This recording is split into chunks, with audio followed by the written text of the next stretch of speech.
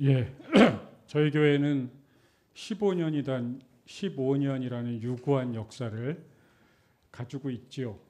그런데 제가 자란 모교회는 120년이 넘은 조금 더 유구한 역사를 가지고 있는 우리나라에서 두 번째로 오래된 교회입니다.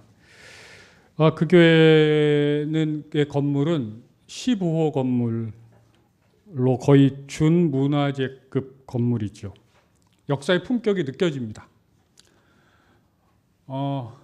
제가 자라면서 늘 얘기했던 게 유구한 역사를 가진, 전통을 가진 한국 교회사에 빛나는 교회라는 이야기를 참 많이 들었는데, 지금 이제 들리는 소리에 의하면 제가 볼 때는 소멸 위기에 있습니다.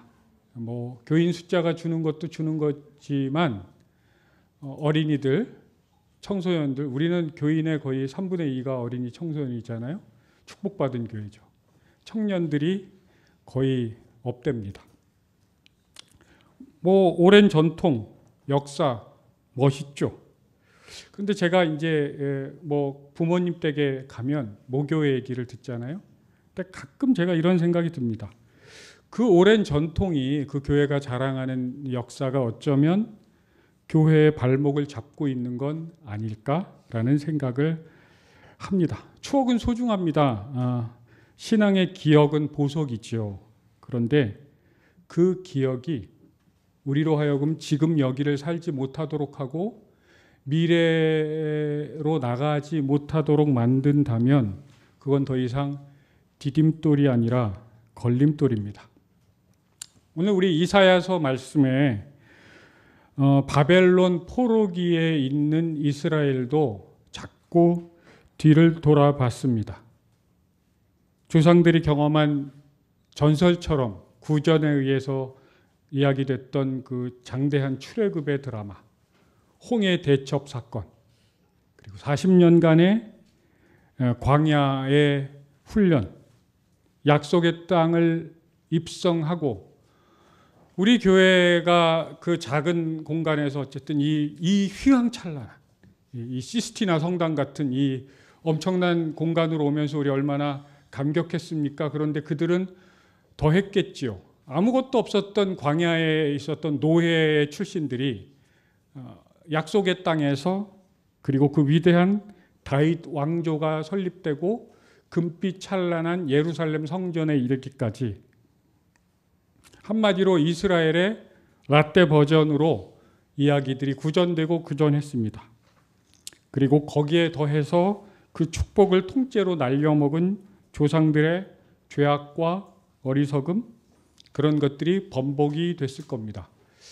그들은 뒤를 돌아보면서 아마 이런 마음이 있지 않았을까요? 그 회환과 후회와 한편으로는 버림받음에 대한 그 소외감, 패배감,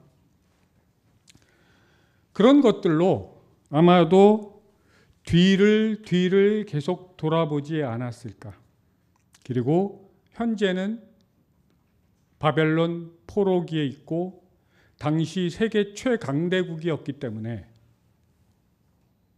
이제 우리는 끝났다.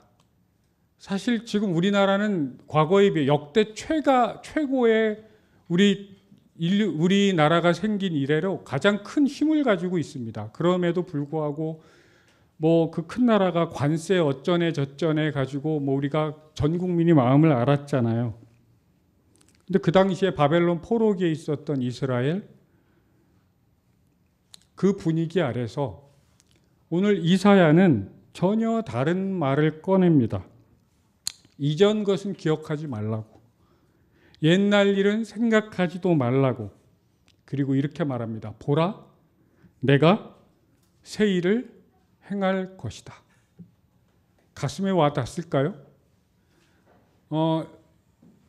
친일파들이 그렇게 말하죠. 당신은 왜 나라를 저버렸냐고. 해방될 줄 몰랐으니까. 어떻게 보면 그들은 굉장히 현실적인 선택을 했다고 볼 수 있습니다. 그 상황에서 한 현자를 통해서 이런 메시지가 선포가 된 거예요. 새 일을 행할 거라고. 과연?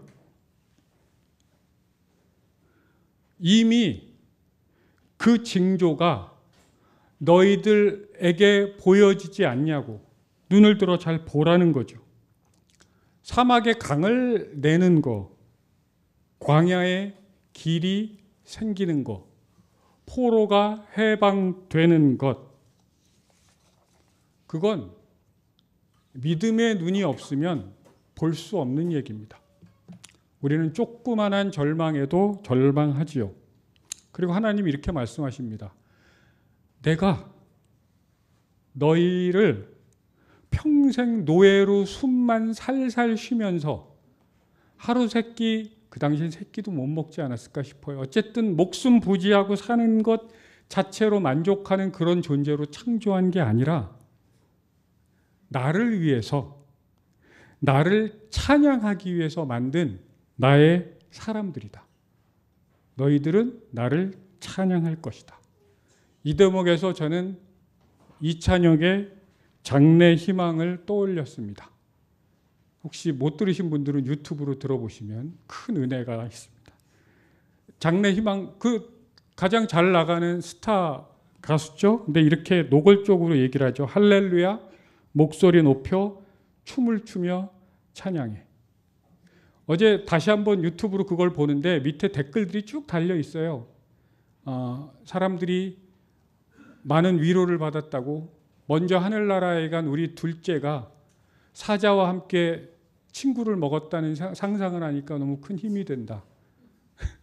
그런 이야기들이 막 됩니다. 그리고 그 제주 항공의 피해자들, 그 가족들 이야기, 그런 이야기들이 막 댓글이 달렸어요. 장례식에조차 춤을 추며 찬양하는 상상, 발칙한 상상이죠. 복음이 말하는 그림도 이와 비슷합니다. 기쁜 소식. 사람들이 죽음의 끝자리에 서 있는데 거기에 춤을 추도록 만드는 것, 춤을 추는 것, 거기서 하나님을 찬양하는 것, 바벨론 포로기에서 얼마나 많은 어려움들이 있겠어요.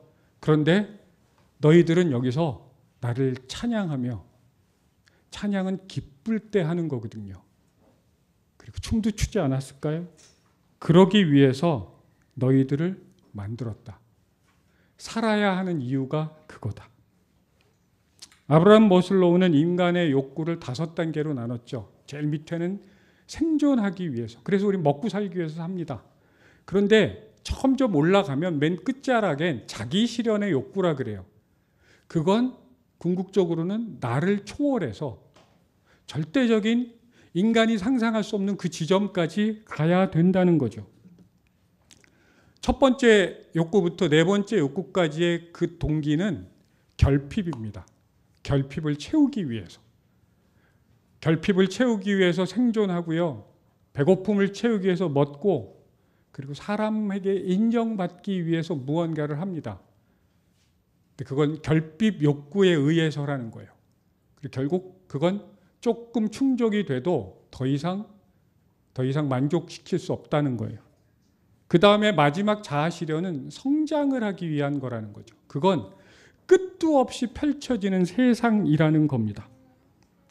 어쩌면 하나님께서 우리를 위해서 만드신 건 우리가 그냥 먹고 살기 위해서 포로처럼 생존에 붙들려서, 타인의 인정에 붙들려서 그렇게 사는 것이 아니라 하나님과 세상의 장엄함, 그 신비를 경험하면서 노래하는 존재로 우리를 만들었다고 선포하시는 겁니다. 그 노예들에게. 바벨론 그 대제국에게 벗어날 길이 있을 거라고 상상도 못했던 그 사람들, 회환과 소외감과 수치심 속에 있었던 사람들에게. 오늘 복음서도 비슷한 상황이 펼쳐집니다.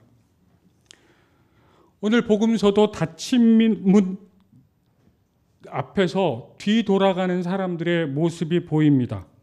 예수님의 최측근 제자들, 어쩌면 인류 역사상 사실 가장 축복받은 사람들 아니었을까요? 우리는 예수님을 영적인 눈으로 상상을 하면서 만납니다.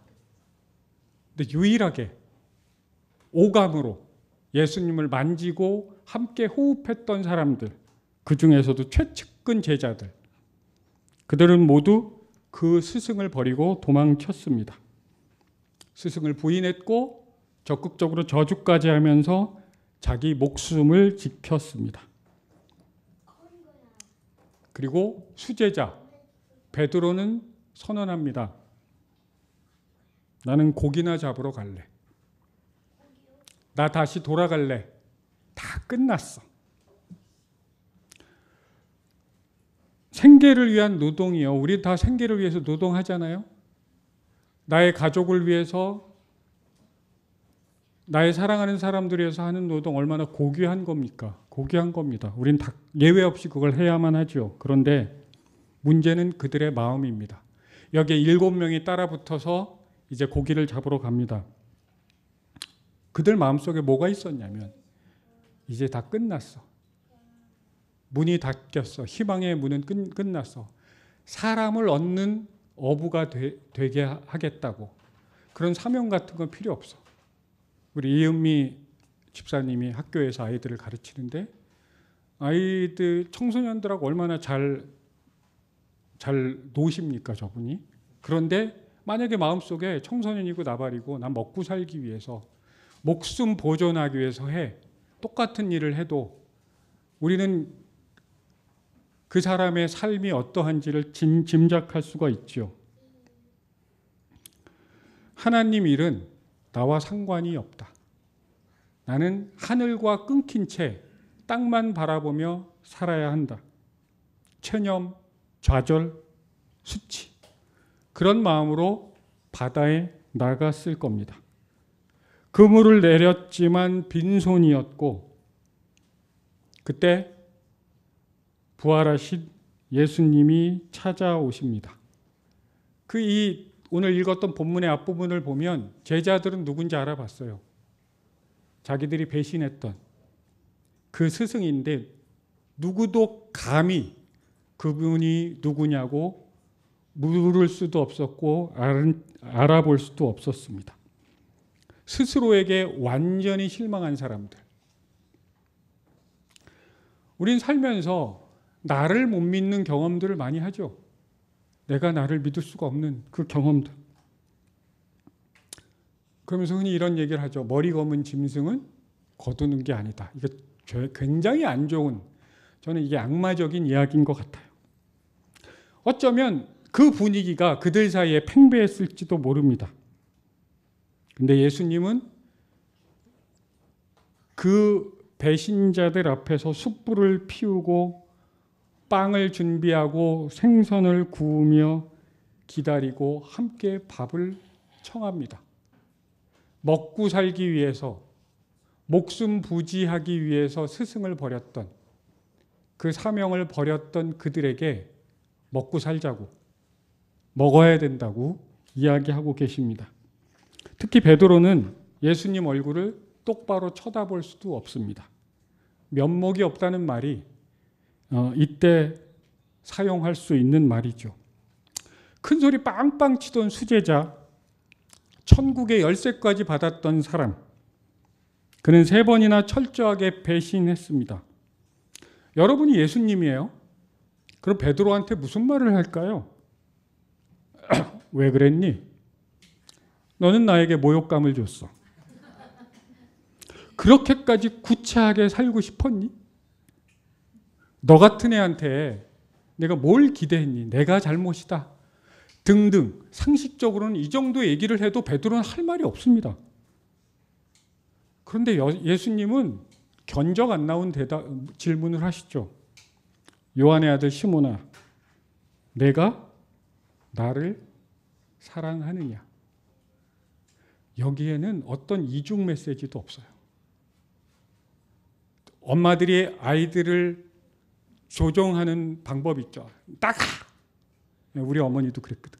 나가! 그때 진짜 나가면 어떻게 돼요? 큰일 나는 거죠. 그때 이중 메시지를 잘 파악해야 되거든요. 그런데 건강한 사람들은 이중 메시지를 하지 않죠. 예수님은 다시 한번 묻는 거예요. 네가 나를 사랑하냐고.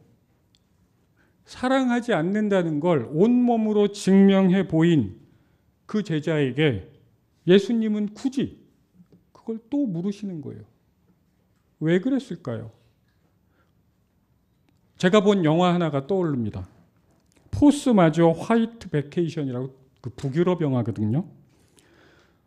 이런 거예요. 한 가족이, 엄마, 아빠, 아들, 딸, 딱 건인의 가족이네요. 알프스로 스키 여행을 갑니다. 근사한 호텔에서. 그래서 그 호텔이 얼마짜리인지 검색해 봤더니 1박에 100만 원짜리, 뭐 그 정도 되잖아요. 배현석 집사님. 100만 원짜리 알프스 호텔에서 휴가를 갑니다. 아빠 입장에서 폼나죠. 막 스키 탁 타고 부의 상징인 그 전동 칫솔로 쫙 하고. 근데 야외 식당에서, 저 알프스가 보이는 그 야외 식당에서 밥을 먹는데 갑자기 눈사태가 벌어집니다. 앞이 하나도 안 보이는 눈으로 뒤덮이는 까먹. 윤수리하고 건이가 아빠 너무 무서워서, 근데 눈을 떠보니까 아빠가 없어. 엄마가, 김지혜 집사가 애들 둘을 딱 끌어안고 쫙 품에 안고 테이블 밑으로 간 거예요. 근데 그게 눈사태가 아니라 그냥 벌어진 해프닝이에요. 아빠는 어디 갔을까요? 아빠는 핸드폰하고 스키 장갑까지 알뜰하게 챙겨서 자기 혼자 도망갔습니다. 혼자 살겠다고. 그리고 아빠가 이제 돌아온 거예요. 머쓱하게. 아, 진짜 그런 일이 벌어진 건 아니야, 윤수라. 머쓱하게 돌아왔어요. 자, 김지혜 집사님 남편을 믿을 수 있겠어요? 여러분 남편이 그렇다면 휴가 분위기는 어떻게 됐을까요? 그 이후로 온 가족은 말이 없었습니다. 그냥 스키만 타는 거예요. 계속. 스키 캠프예요, 그냥. 당신 우리 가족을 사랑해? 감히 묻는 사람이 없어요. 왜? 증명을 했거든요. 지 목숨이 더 중요하다. 그런데 예수님은 이 상황에서 쟤는 물어보나 마나잖아요. 그런데 또 묻습니다. 네가 나를 사랑하느냐? 스스로도 내 안에 그 사랑이 없다라고 확신했을 베드로에게, 그래서 베드로는 돌아가는 거죠. 원래 있었던 곳, 예수 없었던 세상, 사랑보다는 두려움이, 불안이, 분노가 훨씬 더 큰 영역을 차지하고 있는 그 세계. 그냥 물고기는 물고기일 뿐이고 그게 어떤 것보다도 가장 중요한 세상으로 돌아갑니다. 문이 닫혔는데 억지로 그 문을 열고 돌아가려고 합니다. 예수님은 똑같은 질문을 3번 하십니다. 네가 나를 사랑하느냐? 네가 나를 사랑하느냐? 요한의 아들 시몬아, 내가 나를 사랑하느냐? 3번 부인한 베드로에게 3번의 사랑을 물으십니다. 그리고 어쩌면 예수님께서는 네 안에 사랑의 불씨가 있어. 잘 봐. 베드로는 예수님의 그 질문 앞에 고기나 잡으러 가자고 바닷가로 노를 저어 나갔던 그 베드로는 이렇게 대답하죠. 주님, 제가 주님을 사랑하는 줄 주님께서는 아십니다라고 말합니다. 할 수 있겠어요? 스키장에서 도망갔는데 다시 네, 사랑해. 근데 베드로는 용기를 내고, 아니요, 자기 안에 새로운 희망을 발견한 거 아닐까요? 완벽한 사랑은 아닙니다. 대단한 사랑은 아니고 부끄럽고 왜소하지만 그래도 사랑이 있다고. 요한복음의 대화는 저는 이렇게 들립니다. 베드로야, 잘 봐. 네 안에 사랑이 있어. 너는 이미 다 없어졌다고 생각하겠지만 나는 내 안에 있는 그 사랑을 지금도 보고 있다. 위대한 교부 니사의 그레고리오는 이렇게 말했습니다. 믿음은 항상 새롭게 시작하고 또 시작하는 것이다. 따라해 볼까요? 믿음은 항상 새롭게 시작하고 또 시작하는 것이다. 닭이 울기 전에 3번 예수님을 부인했던 베드로, 흑역사죠. 사람 낚는 어부의 소명을 기꺼이 내던져버린, 교회의 반석이 되기를 거부해버린 그 베드로, 이미 닫힌 문이죠. 그런데 예수님은 또 다른 문을 여십니다. 왜냐하면 예수님도 그 길을 걸으셨기 때문에. 십자가에서 인류 역사상 가장 커다란 문이 닫힙니다. 그냥 십자가형을 택했다는 건 씨를 말리겠다는 얘기죠. 예수를 따르는 모든 무리들을 본보기로 씨를 말려버리겠다. 권력이 잔인해지면 얼마나 잔인해질 수 있는지 우리는 계속 경험해오고 있지 않습니까? 그리고 선언했겠죠. 다 끝났다고. 이제 사람 낚는 어부 이딴 생각하지 말고 니네 입에 풀칠이나 하기 위해서 배 위에서 노예로 살아라. 하루 3끼 고기나 입에 넣을 수 있는 걸로 감사하라고. 춤을 추며 찬양하는 그따위 생각은 버리고 그냥 노예로 살라고. 사람들도 제자들도 모두가 그렇게 생각했습니다. 버림받은 상태, 저주받은 죽음, 역병처럼 피해야 되는 존재가 된 예수님, 그 닫힌 문 너머에 어떤 사람도 상상할 수 없었던 문이 하나 더 열립니다. 예수님은 인류 역사에서 최초로 죽음으로 닫힌 문은 마지막 문이 아니라는 걸 우리에게 말씀하고 계시죠. 그 문 뒤에는 오로지 하나님만 열 수 있는 찬란한 부활의 문이 있습니다. 이전 것은 기억하지 말아라. 보라, 내가 새 일을 행할 것이다. 이제 나타날 것이다. 아니, 이미 시작됐다. 부활은 과거의 배신으로 닫힌 문 위에 미래의 소망, 현재의 사랑이라는 새 문을 다시 여는 사건입니다. 우리의 실존은 사실 그렇죠. 우리는 목숨을 부지하기 위해 사랑을 저버릴 수 있는 존재입니다. 저도 솔직히 일제강점기에 태어났으면 친일파가 됐을지도 모릅니다. 아마 확률이 더 높을 거예요. 그 후 베드로는 완벽한 사랑을 했을까요? 아니요. 사도행전과 바울서신들을 읽어보면 그의 연약함은 여전히 또 나타납니다. 적당히 비겁하고 적당히 찌질한 그 모습. 초대교회에 전설처럼 전해지는 전승은 베드로의 마지막을 예수님이 오늘 하신 예언과 더불어 이렇게 실현된다고 전해주고 있습니다.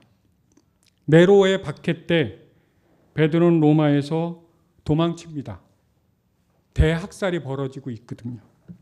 그런데 로마 근교에 아피아 가도라고 있어요. 아피아 가도에서 부활하신 주님을 만납니다. 베드로가 묻습니다. 쿠어바디스 도미네, 유명한 말이죠. 주여, 어디로 가십니까? 주님께서 말씀하십니다. 내가 내 양을 버려두고 떠나기에 내가 다시 십자가에 못 박히러 로마로 간다. 베드로는 그 말을 듣고 그 안에 예수를 향한 그 사랑, 진리를 향한 그 사랑이 두려움보다 더 깊숙이 자리 잡고 있음을 깨닫지요. 그리고 로마로 다시 돌아가 우리가 잘 알려진 대로 순교를 합니다.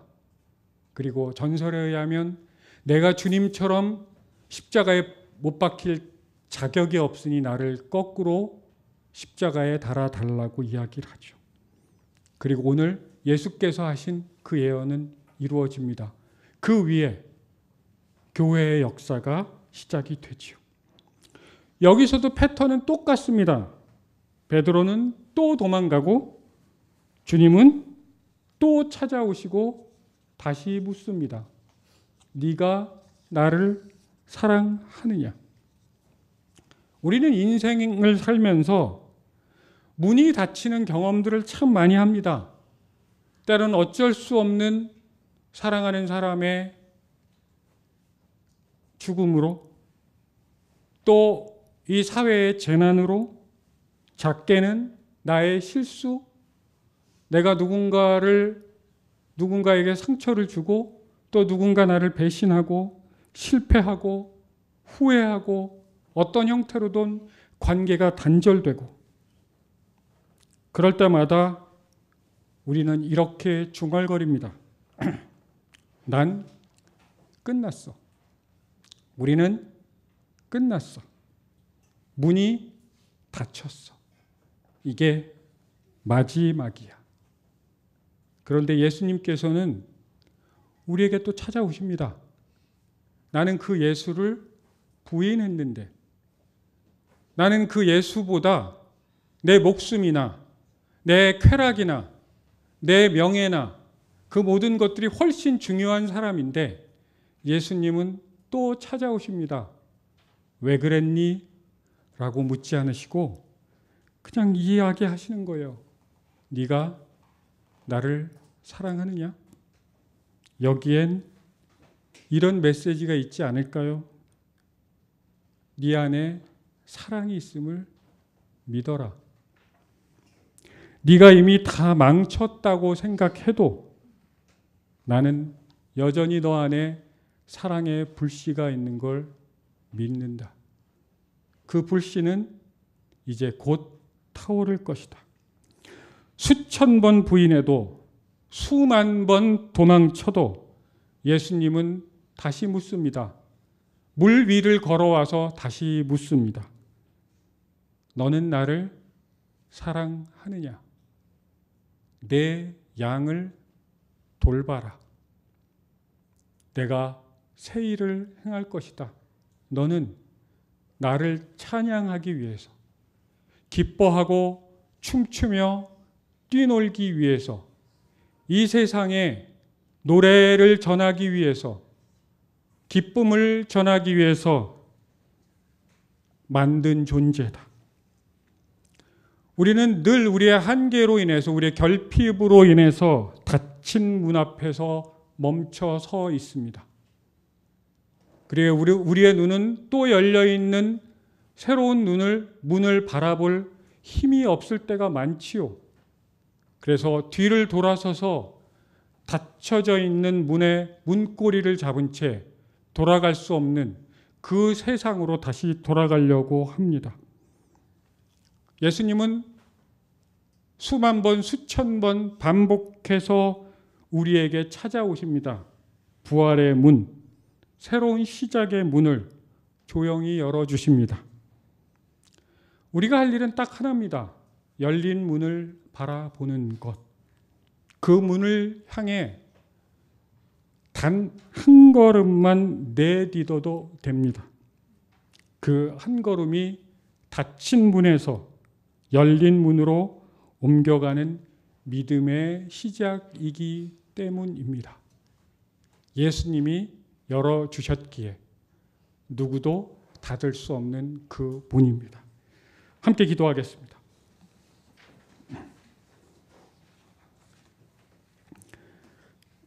하나님, 우리도 인정하지 않는 그 사랑이 우리 안에 있다고 또 찾아오셔서 말씀하여 주셔서 감사합니다. 그렇게 우린 새롭게 열린 문으로 한 걸음씩 한 걸음씩 걸어갈 수 있도록, 그리고 우리가 함께 손잡고 걸어갈 수 있도록 역사하여 주시옵소서. 예수님의 이름으로 기도합니다. 아멘.